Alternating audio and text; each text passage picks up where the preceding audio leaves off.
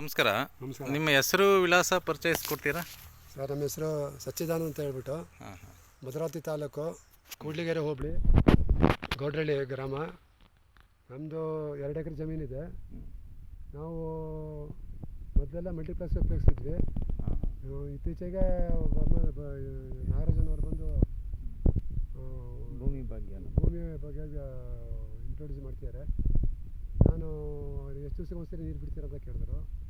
ನಾವು ಒಂದು 40ರಿಂದ 45 ದಿವಸಕ್ಕೆ ಒಂದ್ಸರಿ ನಾನು ನೀರು ಕೊಡ್ತಾಯಿದ್ದೀನಿ ನಾನು. ಹೌದಾ?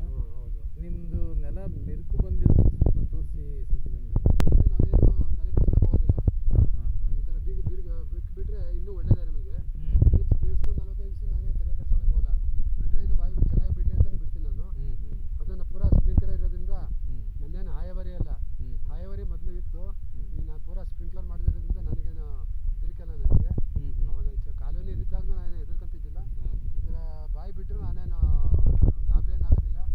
ಬಿಟ್ಟರೆ ಒಳ್ಳೇದು ಅಂತ ಒಂದು 40ರಿಂದ 45 ದಿವಸಕ್ಕೆ ಒಂದ್ಸರಿ ಕೊಡ್ತೀನಿ. ಭೂಮಿ ಚೆನ್ನಾಗಿ ಕಾವು ಬಂತು, ಚೆನ್ನಾಗಿ ಕಾವು ಆಗಬೇಕು, ಚೆನ್ನಾಗಿ ಬಿಸಿ ಬಂತು ಅಂತಂದರೆ ನೀರು ಚೆನ್ನಾಗಿ ಎಳ್ಕೊಂತಿದ್ದೆ ಅವಾಗ. ಈಗ ನಿಮ್ಮ ಪಟ್ಟಗಳಲ್ಲಿ ಬಿರುಕು ಹೊಡೆದಿದೆ. ಈ ರೀತಿಯಲ್ಲಿ ನೀವು ನೀರಿನ ಪ್ರಮಾಣ ಹಿಂಗಿಸಿ ನಂತರನೇ ನೀರು ಕೊಡ್ತಾ ಇರೋದು. 45 ದಿವಸಕ್ಕೆ ಒಂದ್ಸರಿ ಅಂತೀರಿ. ಇಡೀ ಭದ್ರಾವತಿ ಏರಿಯಾದಲ್ಲಿ ಯಾವುದೇ ರೈತರು 15 ದಿವಸಕ್ಕೆ ಒಂದ್ಸತಿ ಕೊಡದೆ ಹೋದ್ರೆ ಭಯ ಇದೆ, ಮರ ಒಣಗಿ ಬಿಡ್ತವೆ. ಭಯ ಪಡೋ ಅವಶ್ಯಕತೆನೇ ಇಲ್ಲ. ಅದು ಮತ್ತೆ 3 ಗಿಡಕ್ಕೆ 4 ಗಿಡಕ್ಕೆ ಮಧ್ಯಕ್ಕೆ ಒಂದೊಂದು ಕಾಲುವೆ ತೆಗ್ದಿದೆ. ಪೂರ ಕಾಲುವೆಗೆ ನೀರು ಬಸಿ ನೀರು ಬರುತ್ತೆ. ಮಳೆಗಾಲದಲ್ಲಿ ಒಂದು ಡ್ರಾಪ್ ನೀರು ಇರೋದಿಲ್ಲ. ಪೂರ ಕಾಲುವೆಯಲ್ಲೇ ಬಸಿ